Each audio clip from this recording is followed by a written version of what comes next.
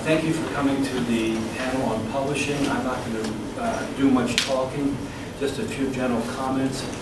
All three of these gentlemen here, and of course Gordon's here too, have been published multiple times. We're going to hear about articles, and then we're going to go into publishing books, etc. I just want to make some general remarks that you should know by now. You match what you've written to the publisher. You don't just send a manuscript. I suggest you go to historical conferences and talk to the editors. You're wasting your time. All you have to do is look at their website, and they'll basically tell you what they like to publish. If you wrote a book on Mary Had a Little Lamb, and they only publish in Humpty Dumpty, you're at the wrong place. So it's very important you match with them. The key for writing books is marketing, and I learned it the hard way. My book, for a year I tried to get somebody to publish my book, and I was not successful. When I figured out what the game was, it's marketing. What that publisher wants to know is, what is your audience and who's going to buy the book?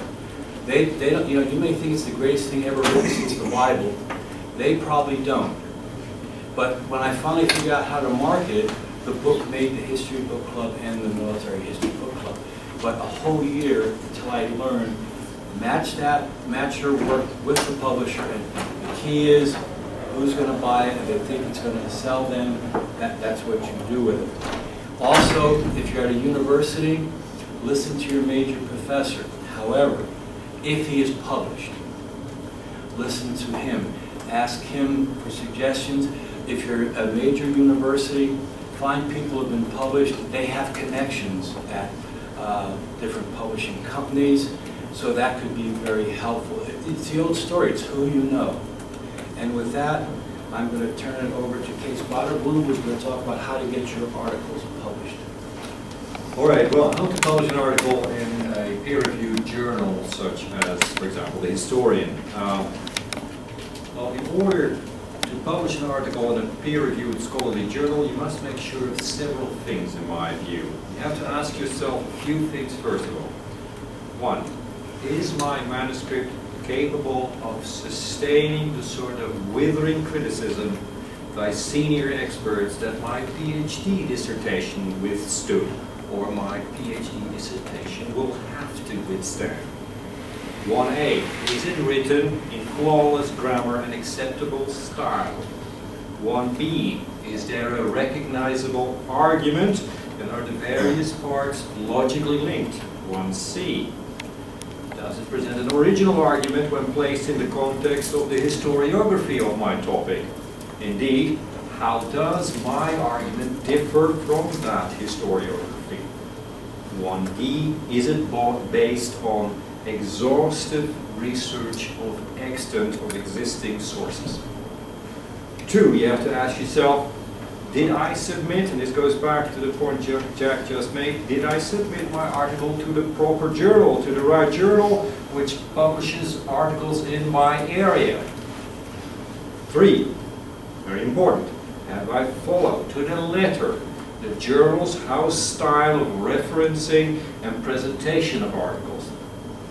I suggest you have indeed complied with all of the criteria I just mentioned, that there is no doubt that your submission will at least go to outside review.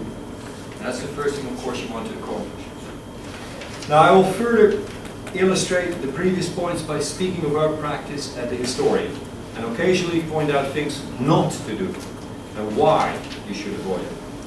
My own experience as writer of articles for a dozen different journals also informs this discussion. In general, every PhD dissertation in history should be good enough either to become a monograph or at least 4 publishable peer-reviewed articles.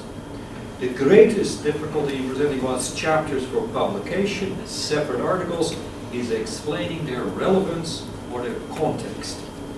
You need to bear in mind, if you attempt to publish a chapter, that journal editors, reviewers, and readers will not know what you have written in your dissertation introduction or in the other chapters. A paragraph or two should summarize this context for each article that you submit. If you make out of your dissertation, let's say, 4 articles.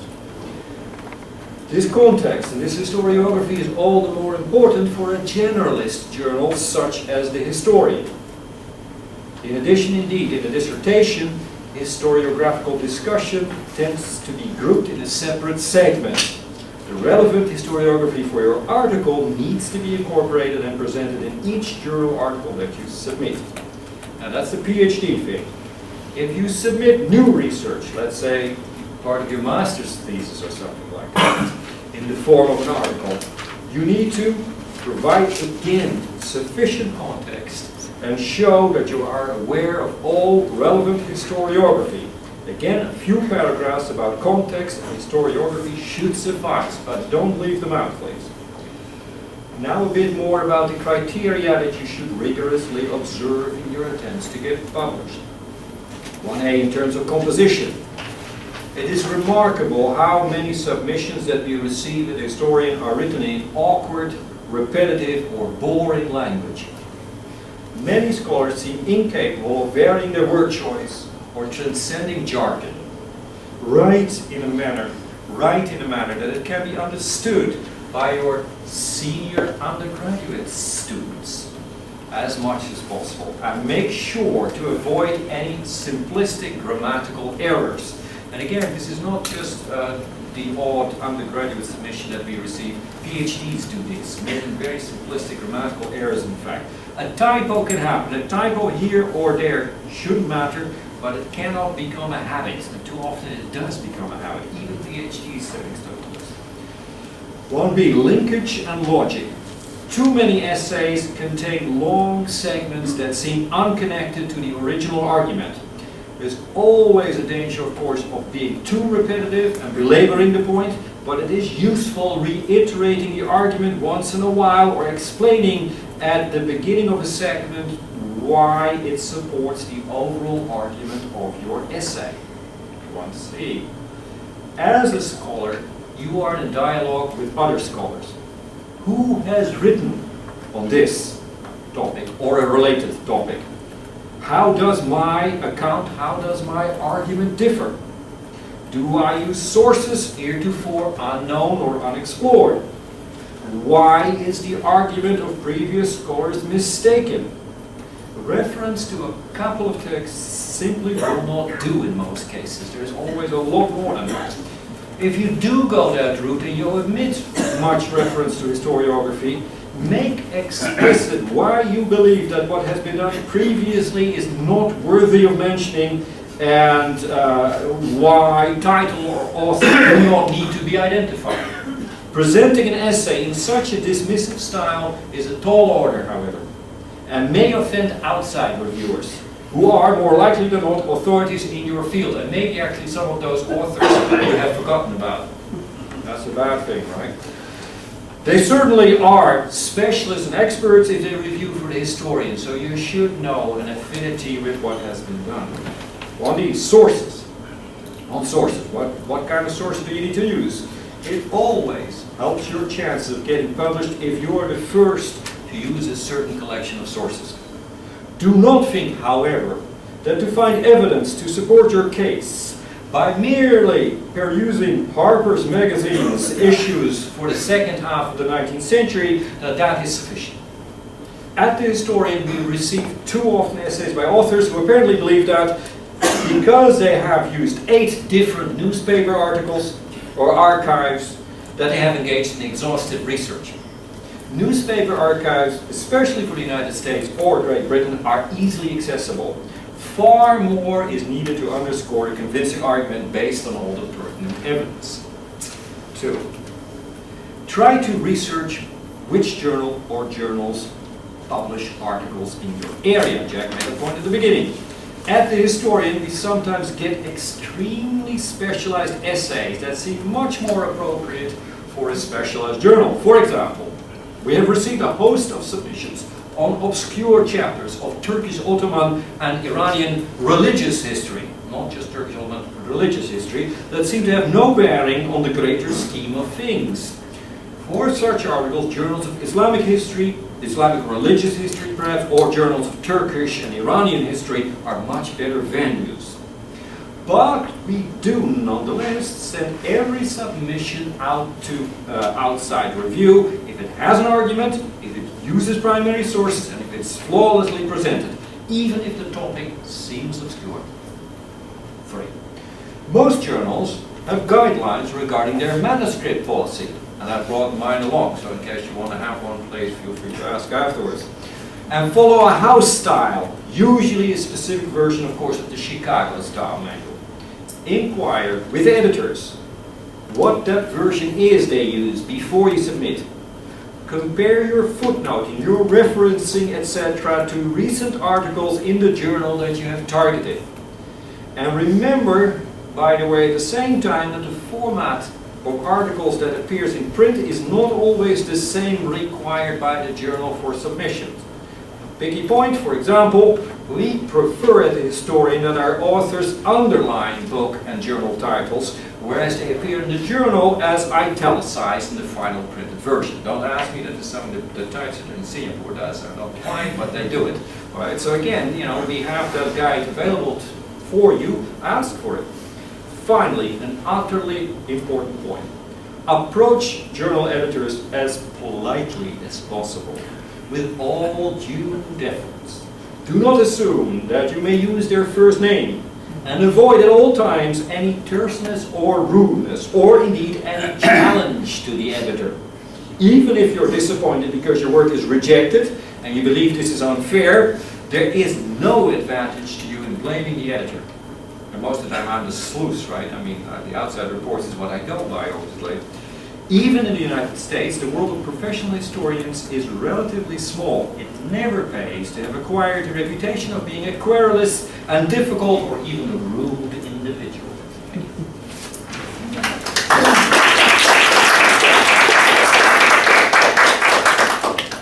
Professor Boterbloem has written 3 books and editor, the historian, but he still has a 4th book coming out next spring, so he's a good authority.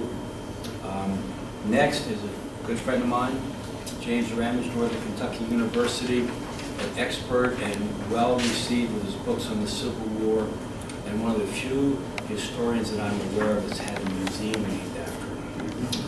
So, and he is a perfect gentleman. He's going to tell you how to get your book published. Thank you, Jack. Kees talked about how you turn a dissertation or part of it, a chapter of it, into an article. The saying in University Press Publishing is that every PhD student thinks his dissertation is a book. Stamp it, print, publish it, it's a book. And when one comes along, the saying is, well, that's a dissertation, another dissertation, meaning we don't approve that because it's not written to the audience of the book reading public or the book reading scholars, but it's written for the dissertation committee. When I finished my dissertation in 1972 at the University of Kentucky, I thought I had a book, had a lot of new information, it was well written, it was a wonderful book. And I was told, this is no book, this is a dissertation. So it's one of the best things that ever happened to me to be turned down from the book publisher, University Press, that my dissertation was not a book. So I rewrote the first third of it as a book, manuscript, and it was published on John Wesley Hunt, Kentucky's First Millionaire.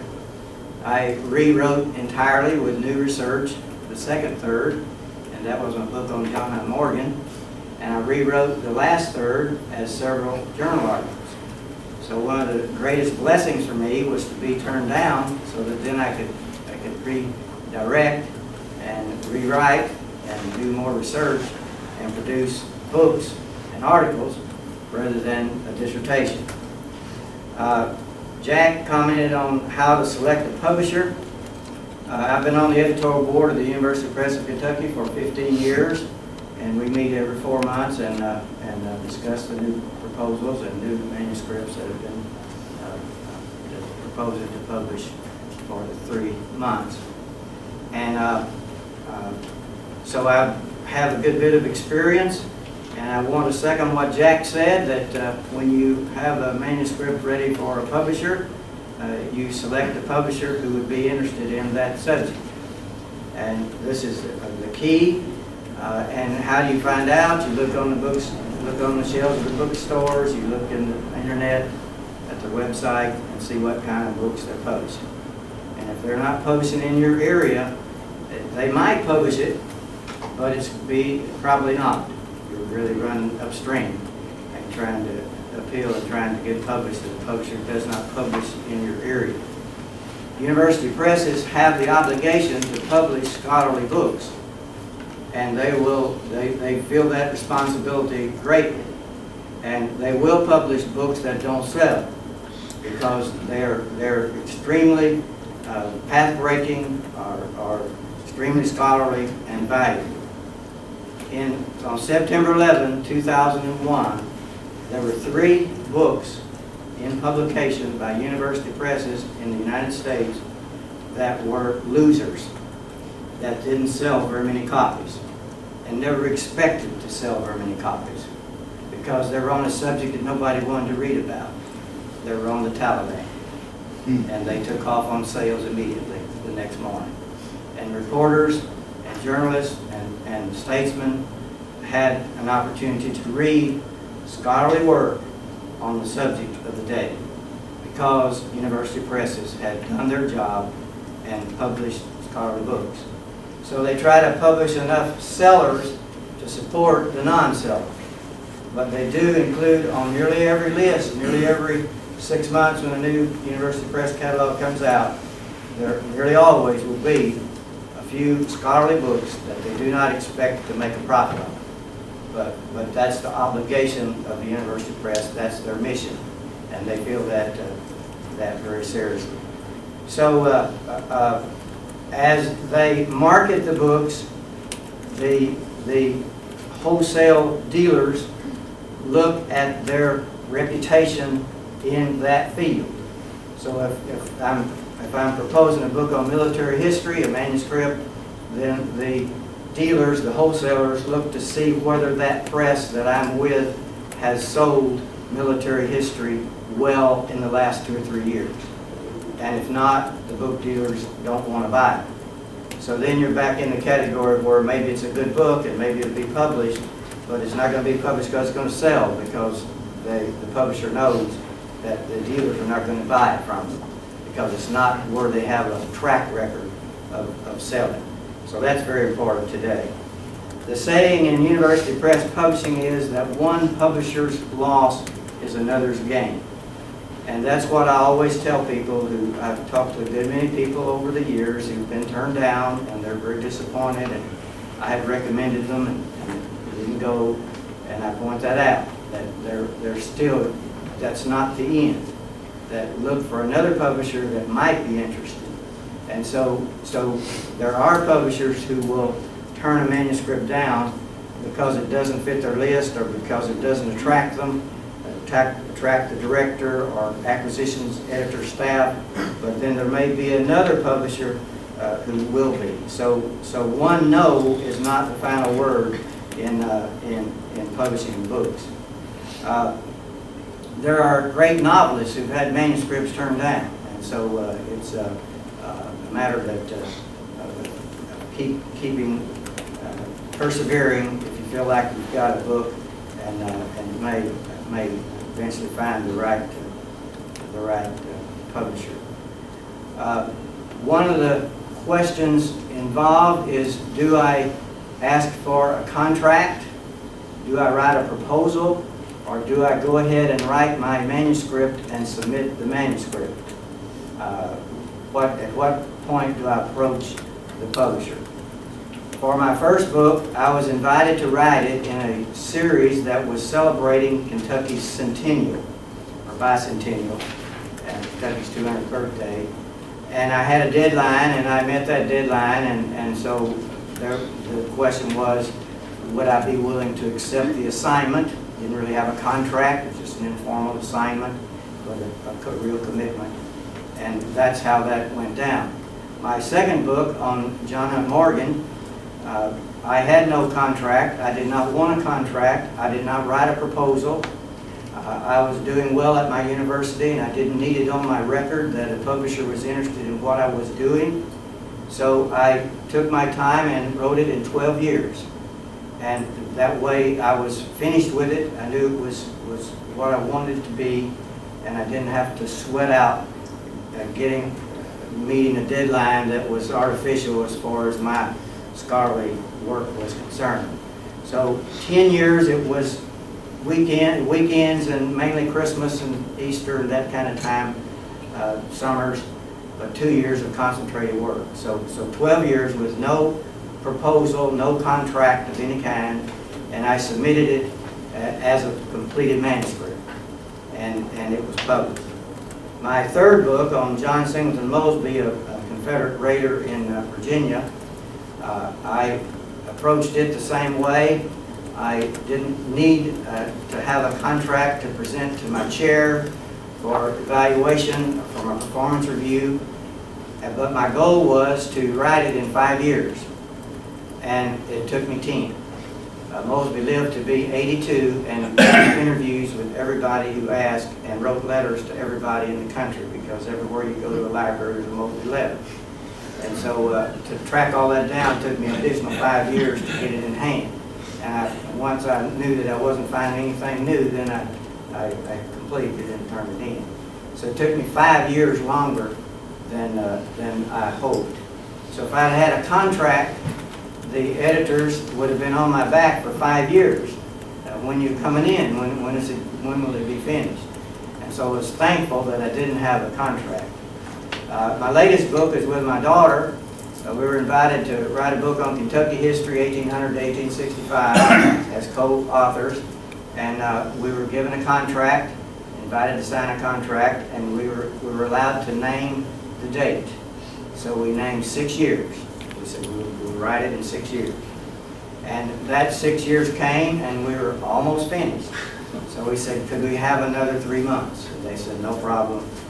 You have another 3 months. And we got it in 6 years and 3 months. But that was the way they wanted to do it. They wanted to do it by contract, and we were pleased and happy with that. So the publishers will take it either way. You can do a proposal, and that usually would involve maybe a chapter or maybe just a proposal that's a few pages, and you propose what you're going to write about and your sources and what your themes you expect to be, and you ask then for approval of the proposal. And then the publisher will write you a contract and send it to you, and it will say that your manuscript will be accepted based upon the approval of 2 anonymous readers. So it's not really a contract. It's a contract that we promise to look at your manuscript. But it's worth something for a performance review. And it's worth something in that you have their attention, you have some commitment, you have their investment in your work, in your manuscript, and so it's worth something. But it doesn't mean that they're going to publish your book. When my daughter and I had the contract from the Kentucky Historical Society, it didn't mean that they would publish it unless we finished a good book, a good manuscript. And so that's what the contract said. You know, it had to be approved, and had to be read, and had to be edited, and had to be solidly done. So it's done both ways.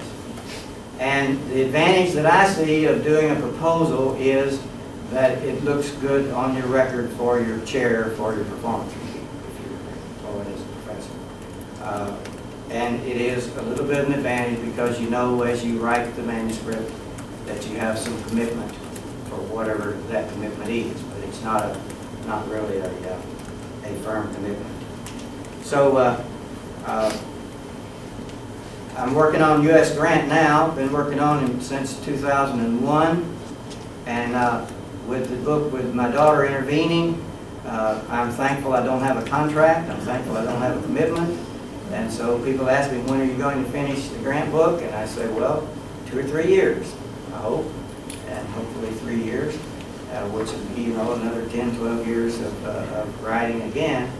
But I'm so thankful that I don't have a deadline that is forcing me to into thoughts and conclusions that might be more hurried than the way I would prefer to do it. So these are some of the ins and outs. Be glad to answer questions. I'm very honored to have been able to publish and honored to be on the editorial board and to be involved and be an honor reader for manuscripts. It's an exciting life and very satisfying, very interesting.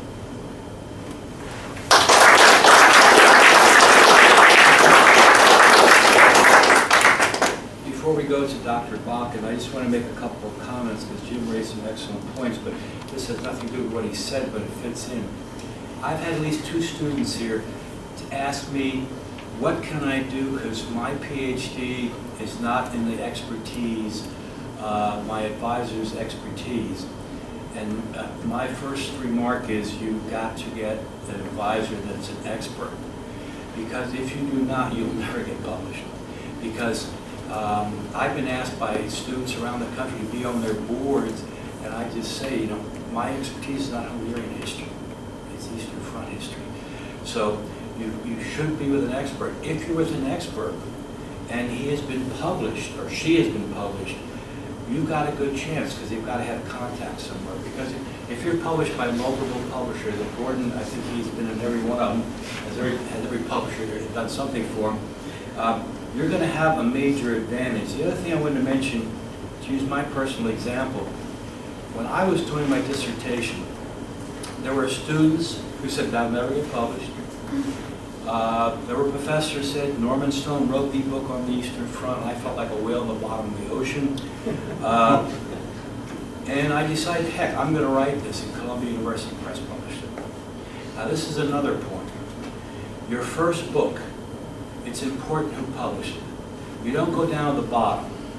If you publish at the top, there are going to be publishers looking for you. You don't need to fight your way back up to the top. So try to keep that in mind. And for you people who are in the PhD programs, I've been there, and don't listen to the other students. Now I'm going to introduce Gordon Bakken from Cal State Fullerton. How many books do you have out? 23 books, 44 articles, and 14 book chapters. And a few more in press, just wait, they're coming. If he'll stay on topic, which I'll make sure he does, I'm turning over to Professor Bakken. My advice to students, and I've had 4 of my master's students publish their master's thesis as a book, and quite a few of them have published articles. My advice to them is, first of all, write well. The first paragraph of every chapter, of every article, whatever you're writing, should be a topic paragraph with the thesis clearly stated in it. No passive voice, no sentence exceeding 25 words. Crisp, vary your imagery, avoid, and this is all stuff you should have learned in a reading course where you had to write out papers, or a writing course. Take as many writing courses as you can. As an undergraduate, I only took 3 semesters. Law school, 1 year. Okay? And then I still couldn't write well. Make sure you know what a transitional sentence is. So you go from paragraph to paragraph, linking words, images, and aspects of the thesis. Use the Chicago Manual of Style. Go to professional meetings. This is absolutely important. Not just one. And go, what I do with my students is learn how to walk the book exhibit. You do it clockwise, and then you do it counterclockwise. And take your professor, who is the expert, around to introduce you to the editors. So I'll take one of my students, introduce that person to 7 different editors, and then say, I'd like you to listen to what she has to say about her research project. And one editor looks her right and says, not interested. And that's the point. Even though they publish in your field, they've got 3 other books in the pipeline on the topic. They don't need a board. But you have to find out. Personal contact, websites are great, meet the editors. And at the Organization of American Historians, they have a journal editor's booth. I think AHA does as well. Yeah. Go to that booth, talk to journal editors, correspond with them. Save every note card you ever take. File everything well. Because someday you'll go back and say, you know, maybe there's a book in that. You know that chapter I didn't use in my master's thesis on mining law? Maybe I should go back to that. Well, the Mining Law of 1872 book came out in 2008 after 41 years of research. I started when I was 5. Is that when you were in your And it's now in paperback, sold out in about 2.5 years. Book titles. Now, Blood in the Snow will attract your eye, not the machinations of the Austro-Hungarian General Staff. Would it sell out in a week, Jeff? It's sold out pretty quickly. Yeah, okay. How about the, and by the way, marketing people at presses control your title. Okay, unless you have a really good one, like Women Who Kill Men. All right, back to the topic. Nebraska publish it. Now, you know, it's a boring subtitle, but okay. Another thing you have to be aware of at presses, university presses, editors come and go. Okay, and one of my stories on, you know, that first book's a killer. Persistence is the most important. And what if you're in a field where nobody's publishing it? It's just like, would you like to start publishing in Western legal history in 1968? Well, no one's doing that. The only legal history that's important, everyone knew, was in Massachusetts Bay Colony. And it was all written by Harvard professors. So you start looking around to a regional journal that your topic fits into, even though they don't publish legal history. And amazingly, a journal took it. The Reception of the English Common Law in the Rocky Mountain West. Now, is that a good title? It's descriptive, but women who kill.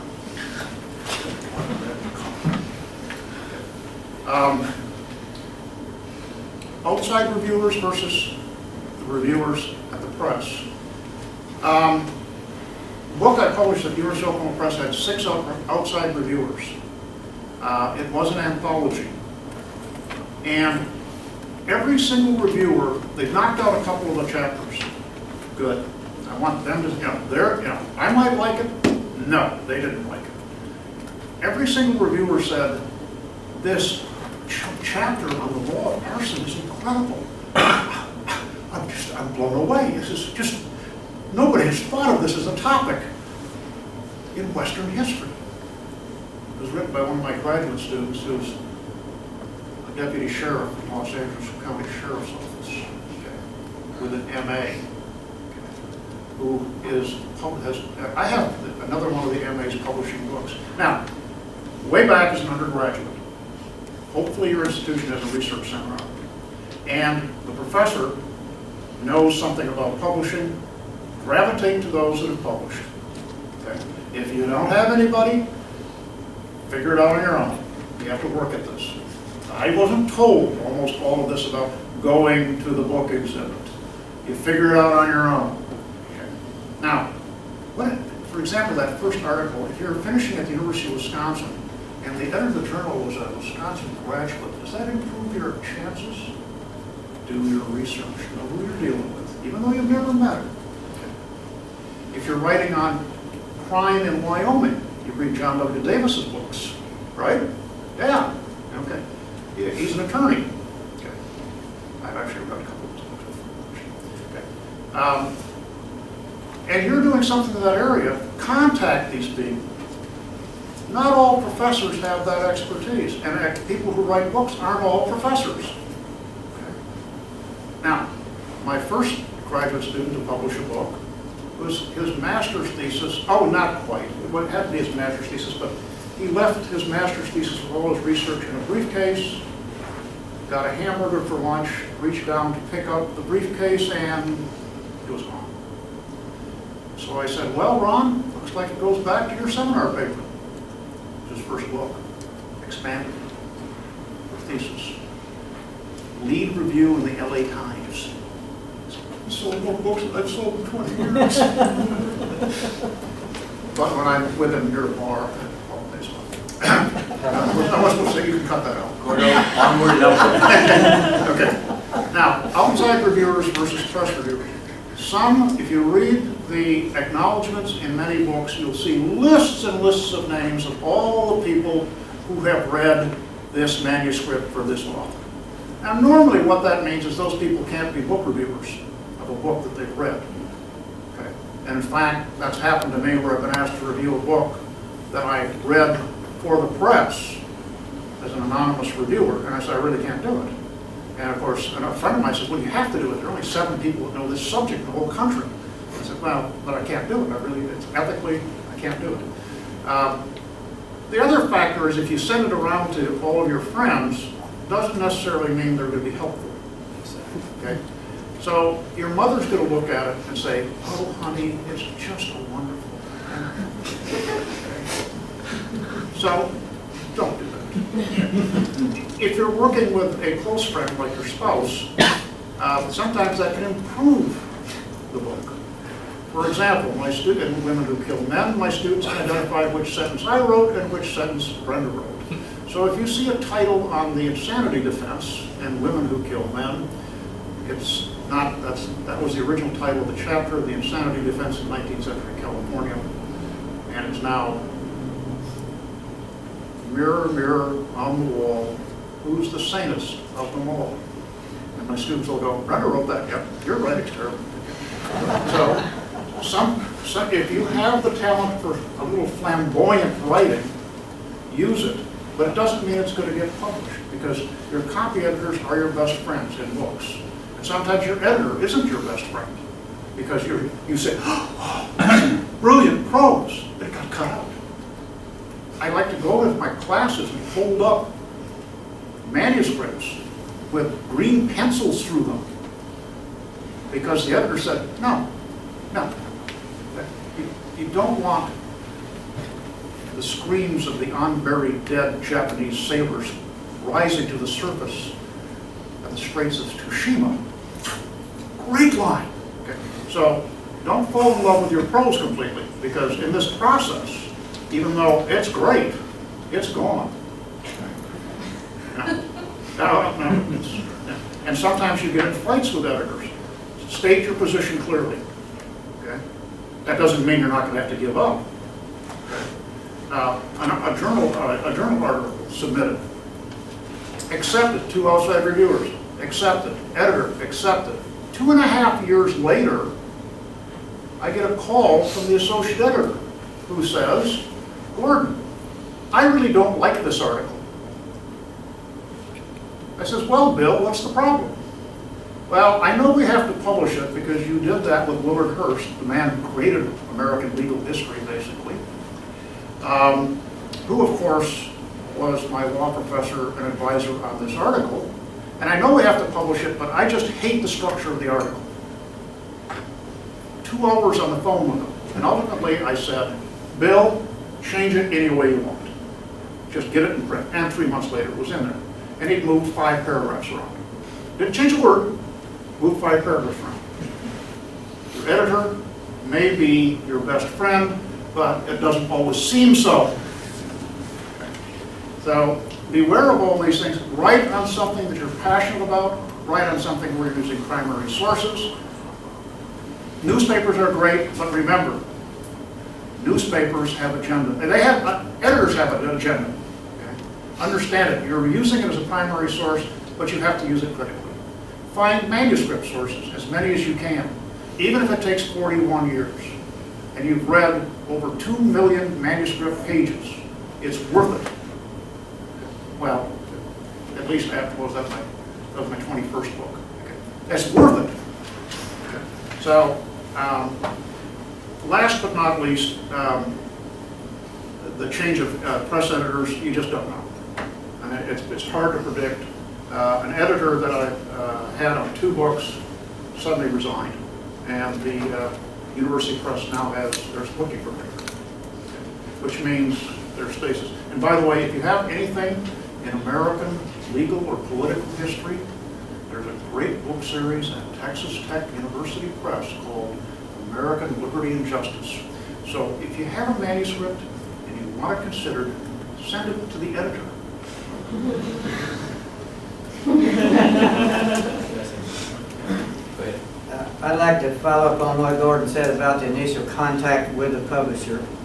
Sometimes you may need to contact the publisher other than at the book exhibit at a American Historical Association or somewhere.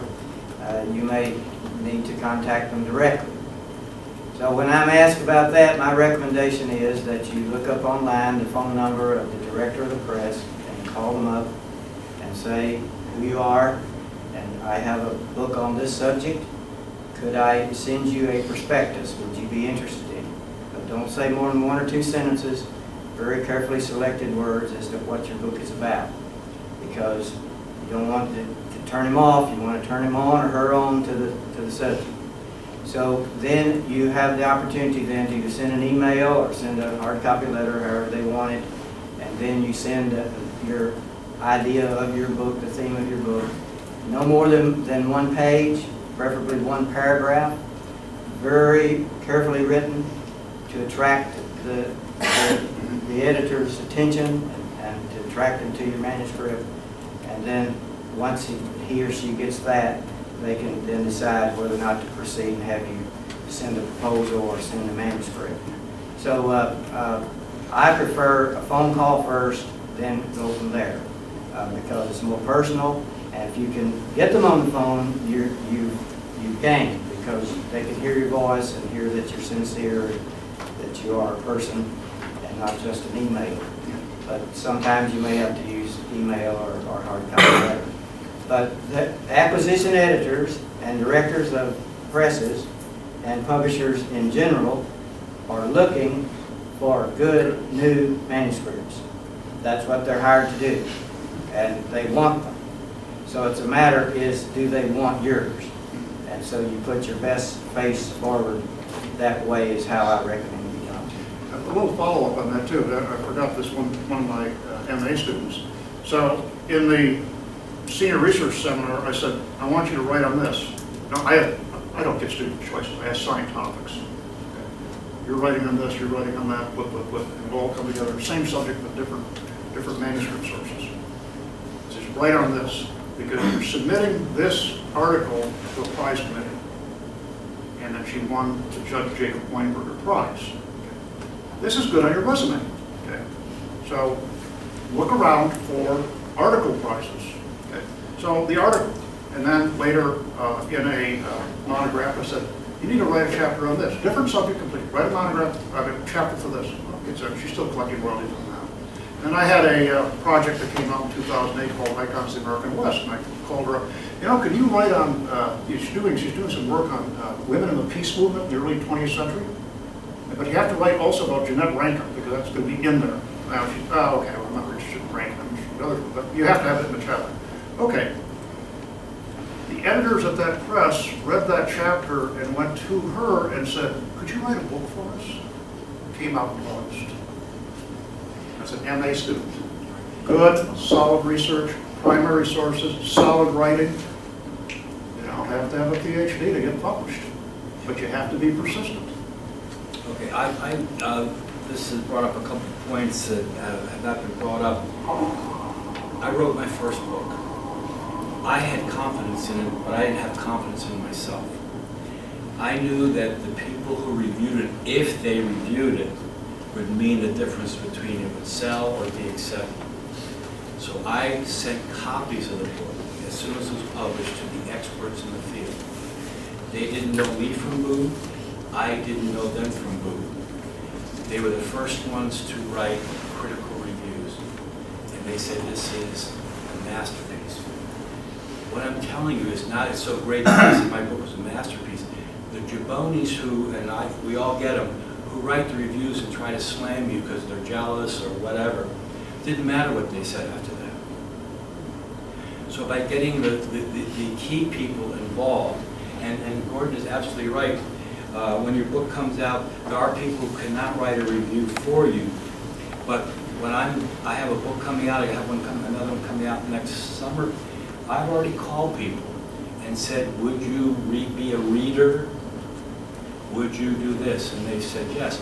And those people make the difference in many ways. The other thing that has not been mentioned yet, although you've got to do a lot of research. I'm in European history, but it doesn't matter what you're in. Read dissertations that have been written. And I'll tell you why.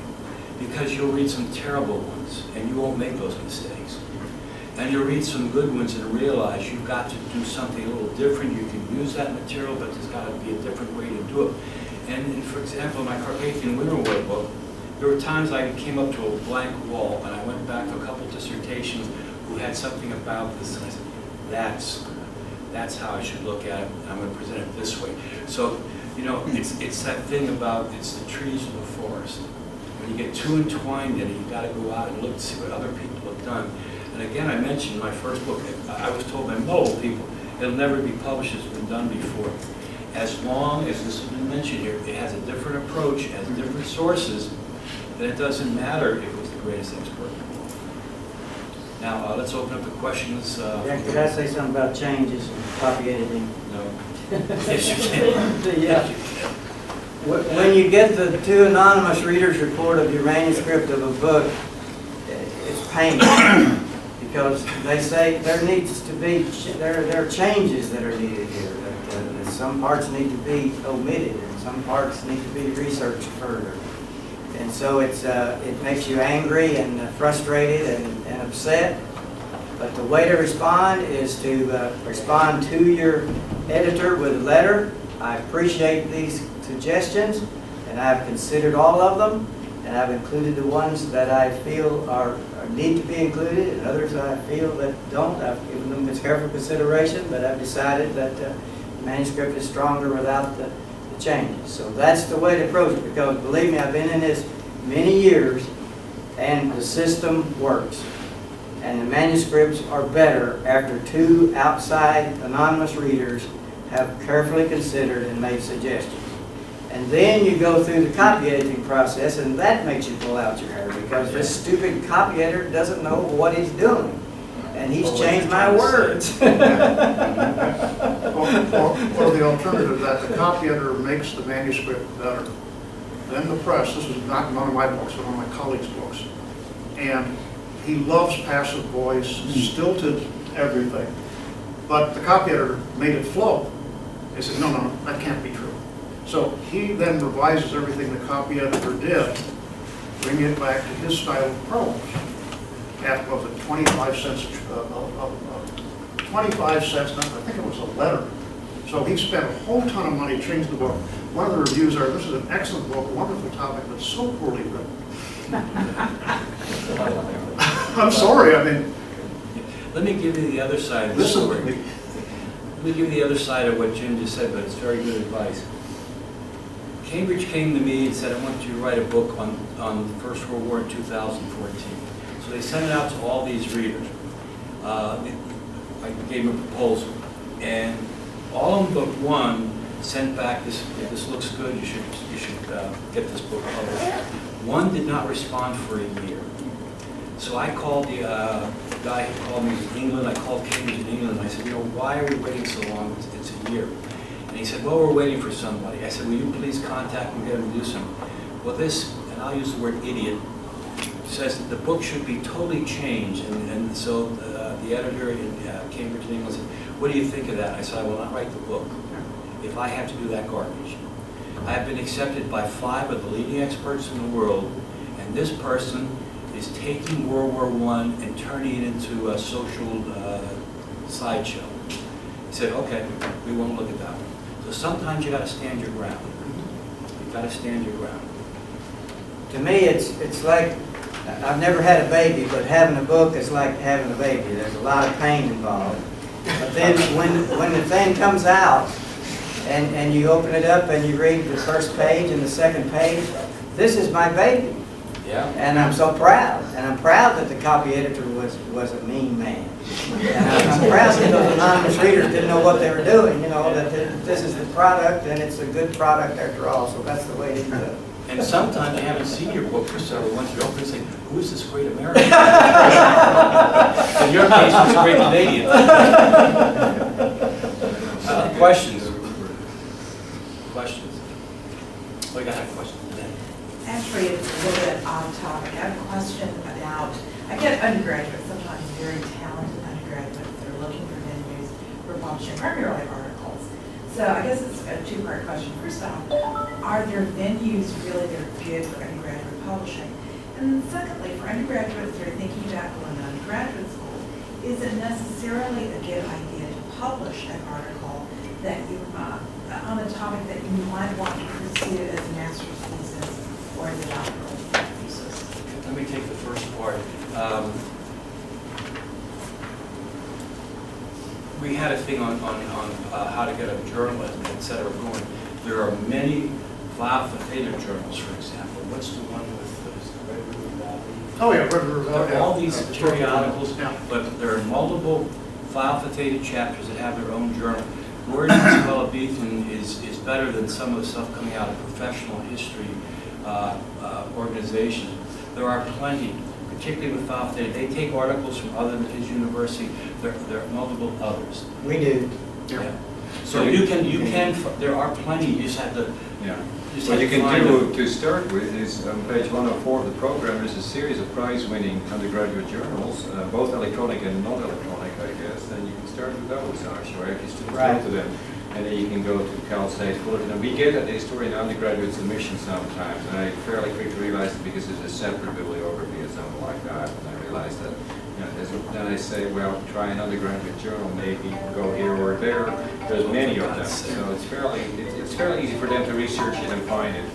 So again, they should fairly easily be capable of finding something. My recommendation on that one is that, again, we'll go back to shoot high. Shoot high in terms of the journals you go to. So an undergraduate probably won't be published in the AHR or the Journal of American History. However, we have all these regional and state journals. Many of them are short on material. If you are writing something that fits into the annals of Wyoming, Idaho yesterday's, there's a whole, you go to a major research library and just go through the periodical stacks. Tell them, okay, send the undergraduate over there, give them a library tour. We have my classes have on a reader. And then look at these journals. Again, good, solid writing using primary sources, clear thesis, 22 pages or less, 15 to 22 pages, journal literature. On the other hand, if you're doing legal history, you go to law reviews and nobody will read it, except the lawyers. And then, I always said one time, I said, the first time I was cited by an appellate court, somebody, some jurist from Arizona named O'Connor. Let me cut you off. I'm sure it's great going to be. Go to your second question. Writing an article, what it does, I will answer that, but the other people will do it. For some schools, the fact that a student has been published is very, very good. About giving away a topic, I would not take that seriously. A student has art. I encourage my students to try to get articles out somewhere because, and I'll tell you, you're Phi Alpha Theta, many of you students. I have talked to deans and provosts at many universities and colleges, and some of the leading universities have said, if we have an application, we've got two that are equal. If one of them was an officer in Phi Alpha Theta, they are automatically chosen. And this was a very major law school in particular, but I've gotten it from other things. But encourage the person to write the article. It will help, unless there's someone on the committee that's looking for, you have to look through the applications who thinks it's garbage. But most of the time, if you don't know the application process, you don't read all this stuff. We all know that. But encourage the person to write an article or articles. Right, and it's an accomplishment that'll be on the resume for life, and it's shown that early in their career they publish an article. I was a faculty advisor of our journal for 20 years, and we published a lot of undergraduate articles. And I'm proud of that, and I think that we have helped those students enhance their career because it's on there that they publish an article in our journal. Plus, it gives them confidence that you don't have. The first time you have a book out, I'm keen calling it out. If I can write one, I can write another. Same with articles. Yeah. And after the first book, it's easier because publishers know that, okay, you've got a track record. But I published 13 articles prior to the first book. And the first book wasn't a dissertation. My third book was a dissertation. So, in other words, never throw away a note card. Save it, because it might be a book someday. And I'll tell you something else. This book that just came out, I got a publisher to take from this the fortress that caused this major battle no one's heard about in the United States, but changes the historiography from World War I. And another publisher said, I want a book on the fort, and I threw him notes away. And I'm still crying. I got to go back and look at the stuff. But anyway, more questions from the audience. Yes, sir. In this case, as a graduate student, if we're looking to publish articles, trying to get our publications going, does it look like we're inconsistent as historians if down the road if our early articles are on subjects that have nothing to do with each other? No, not at all.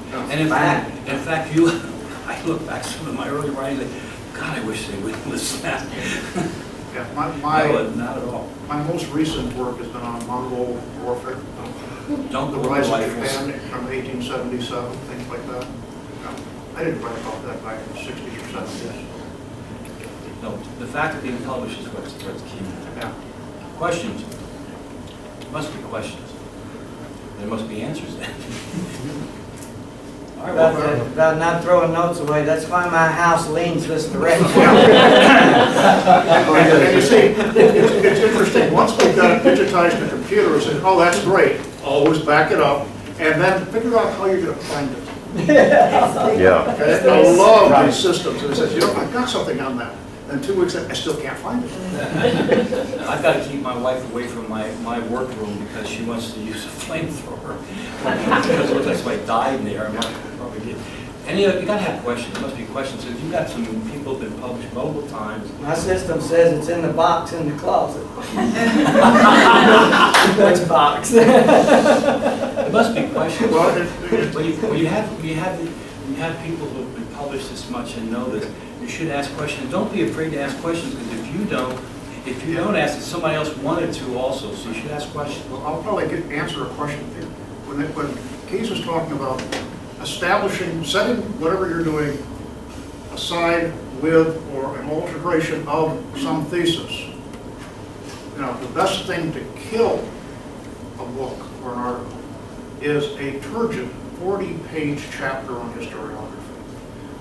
Learn to, you know, summarize schools of thought, dump the rest of it into footnotes. Mm-hmm. Keep it short.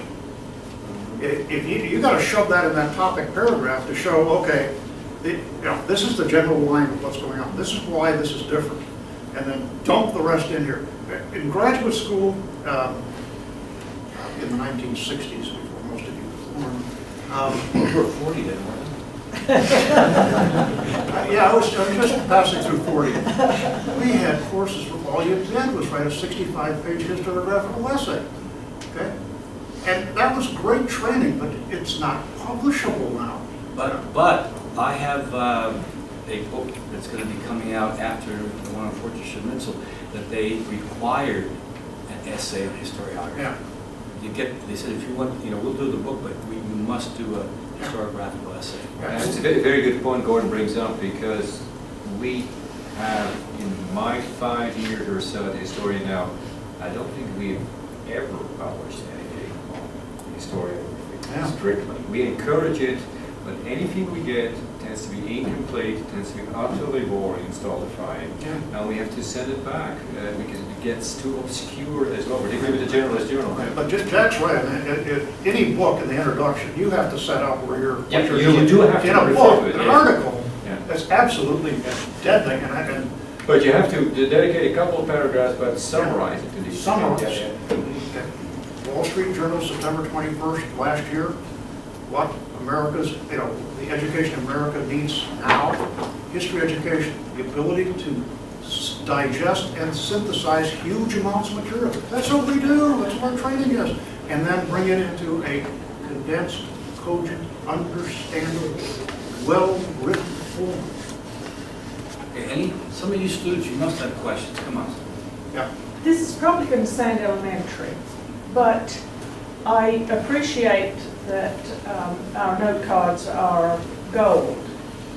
But has anybody in the room any experience with good electronic archiving programs that you can search and work with, or are we still condemned to shoeboxes full of bits of paper? There's no card. Can I answer that? Please. Oxford University Press right now is preparing for bringing out this thing on for scholars and general readers that each author, I'm doing the Eastern Front, and I point out the best books in Russian with my Russian history friend here, German, Hungarian and stuff. And this tells you, this book is basically about this, and it is for the scholar. And so Oxford is going to have this gigantic thing on every area of history coming out, and it'll tell you where to go, where are the best books for research, et cetera, et cetera. And then to save you a lot of reading, that this is a general book and it's outdated, but Oxford actually has an enormous project going on right now. But if you're taking notes in a manuscript collection, I mean, the only one I've seen is there's a program called NoteCard. And it's basically setting, it's electronic, but you have to then create typologies and subcategories and then type it in. And I've tried that, and unfortunately, I'm too old. And I've only been using computers since 1967. So I was 2 at the time. There's another one you may want to try looking into called Zotero, Z-O-T-E-R-O. Correct. And it's fairly integrated with the internet. It was too much for me to handle. I like the note card thing, but I also write my drafts, first drafts by hand. So, but I mean, if that's the way you want to go, it's very comprehensive. It's going through some updates. You had to be careful also. You had to be very careful. Just because it's there does not mean it's right or accurate. Well, yes. My issue is that, unlike you, I'm going to have to put in a sprinkler system. Because the fire department's going to come and find out what goes on in my house. You're a scholar. Yeah, yes. But I am constantly frustrated by the fact that I have all this wonderful stuff, but it's very, very time-consuming to access this. Look, we've got these digital things, we've got all these electronic ways of doing things, and I'm frustrated because I can't come up with a really good way to do this. Well, let me get to Ron, who's waiting patiently, and we'll come Sorry. back. No, that's all right. No. Go ahead. Do any of you gentlemen consciously modify your approach for your target audience? That say, do you change how you're going to approach a subject if you're writing for the general public versus for a strictly scholarly audience? Absolutely. Yeah, Absolutely. the book I've got under contract, which, as Jim said, is bad to have deadlines, so by July 1st I have to have 20th Century California State of Stupefaction finished. And since I'm using stupefaction as a concept for state history, it's generally for a public audience. And don't worry, the press is not in California because no one will take it. That was a good question, but the presses will tell you, we want this, basically, when I have a contract, they say, we want you to keep a balance between the scholarly audience that will read it and the general reader. Because the general reader is the one that's going to pay you the money. Yeah. So keep that, but the publishers will tell you that. You mentioned trying to get your first book published at the top. In general, is it going to be more advantageous to get it published for a more scholarly audience or for a public audience? It's really, if you want to get published, you can get a publisher. But if you can go to the top, when you start going around the booths and the book has made its mark, they start asking you to write books for them. Yeah. But I'll just tell you one quick story. I don't want to do the word. I'll come to you. But a major university press, I went to them one time in the sky, treating me like I was whale whooping the bottom of the ocean, and came to me in another AHA meeting and said, Jack, we'd love to have you write a book for our Ivy League press. And I said, you have a very short memory. I said, I would never write for you or your press, so I think we're finished with lunch. Well, Jack's also right after that first book. And I think going to if you're an academician, going to a university press is better than going to Dell. Yeah, Yeah. absolutely. And You may sell more books in paperback form in airports, but you still have to have the little academic. The other thing I'll tell you, a lot of people, I know people that went to grad school with me that do the self-publishing. That's a mistake. Yeah. Because now you've dug a hole. And to the major publishers, if your work isn't that good, you've got to self-publish it. What are you going to produce that's good now? So don't fall for that trap. People come around and try to sell you. There's some major publishers that sound like they are bona fide. They basically make you pay to have you published, but everybody in the scholarly community recognizes that. And I could name some, but we're going to be on tape, so I won't. But anyway, it's always better to start scholarly and then Yeah. the next book can feed for a broader audience, write a book afterwards. That's basically. However, I have to say, getting back to Ron's point earlier, I always try to write for a broad audience and I end up writing for a scholar. It's a bit of the problem of the scholar because you get very meticulous and at some point you realize I've written this sentence and I know it is based on something, but I can't come up with it. Can I put it in there without a footnote? No, I have to find where I got this from. Of course, you have footnotes or endnotes. My books have all have had endnotes, which I don't like in many ways because it takes away a lot from my research, but it is so much more readable, particularly in terms of a scholar like I am who tries to continuously account for his sources for each and every sentence, usually by citing multiple references. I don't know if you're familiar with the Mademoiselle Wallerstein's The Modern World System. The 3 parts, it's about the birth of capitalism and so on. It's unreadable because every page has 3 sentences, main text, and then in very small print it has 35 sentences footnotes. You know, you can't read it. It is too distracting because I don't know what kind of reader you are, but a lot of us are readers who immediately go for these footnotes. Like, here's more of it. Okay, let's go. And then you go back to the main text, you have no idea what it's about again. So you have to start all over. I want a question. Well, I was recommending a software program for her, Microsoft OneNote, as far as organizing your thoughts. It's a program that I like a lot because you can write directly in it. You can link to PDFs, Word documents, all these things. If you've got a million things on your computer and these articles that you've downloaded, and if you're working with primary sources and you say you're looking at a digitized manuscript, then you can take a shot at like the page that you know you want to go back to. I like that program a lot. What's it called? It's called Microsoft OneNote. It's actually a Microsoft Office program, but it's really user-friendly and really lets you think and flow freely without being restricted by, oh, I have to create categories and then I have to use these different codes to have it recognize them, and then you can search the entire document.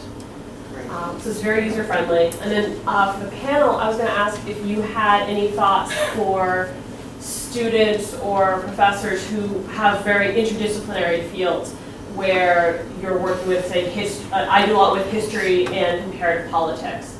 And how much do you need to tailor it to make it a history article? So in a history journal, is it all right to have it be more? Find an interdisciplinary journal. In my field, fairly easy. It's called the Slavic Review. And supposedly it does everything. And they do it. But I don't know if that goes for your field. Like we talked about that. That might be hard to find sometimes. But there might be something like South Asian Studies or something like that, or Sinology if it would be China. I would go for something like that. If it has anything at all, you can tie it to world history. The World History Association has a lot of this interdisciplinary that ends up when the stuff comes out that's really, it has nothing to do with anything except, you know, some tribe in some area.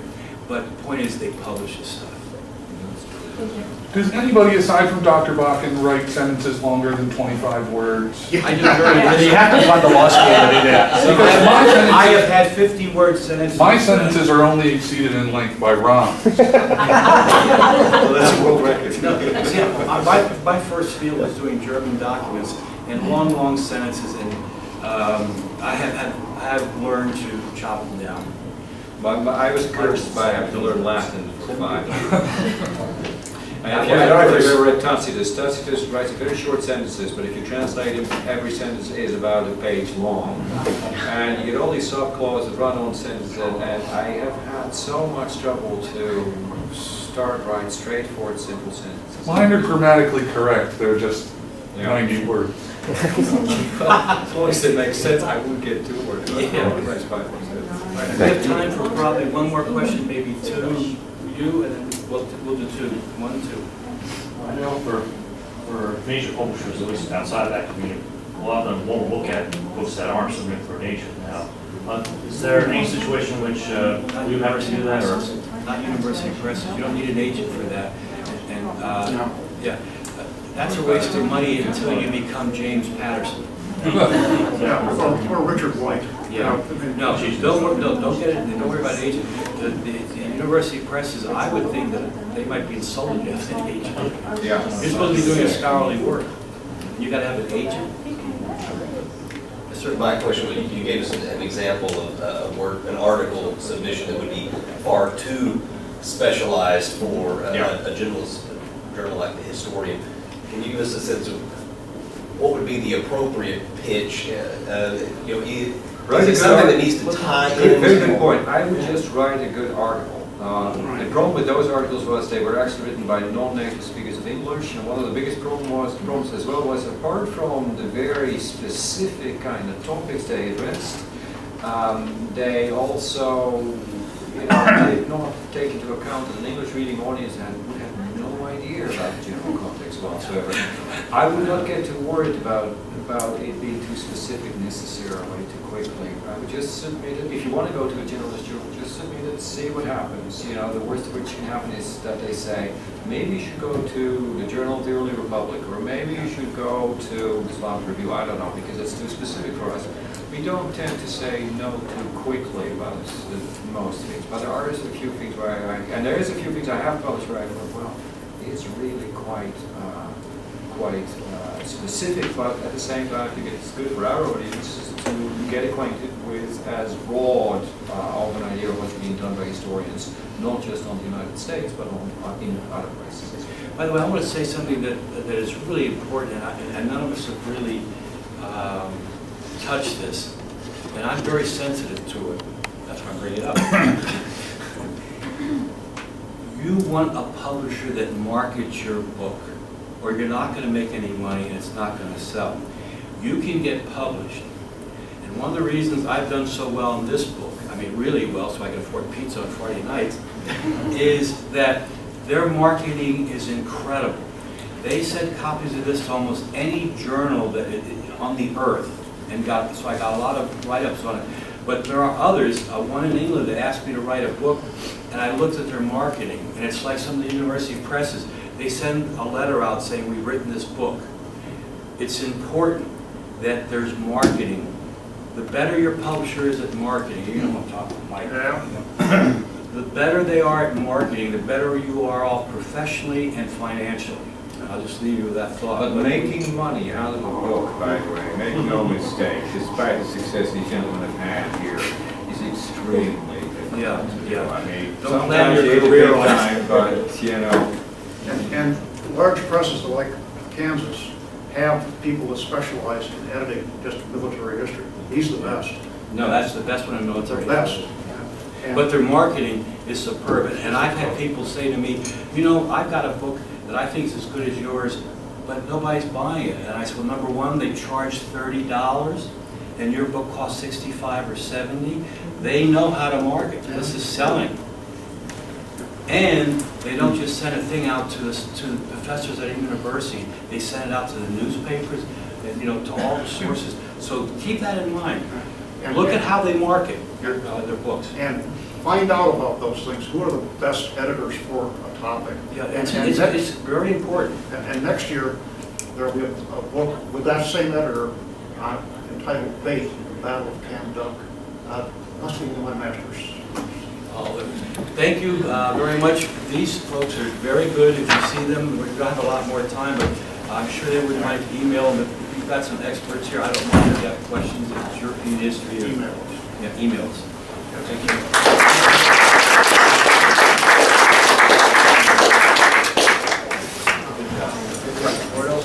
Good job. Hey,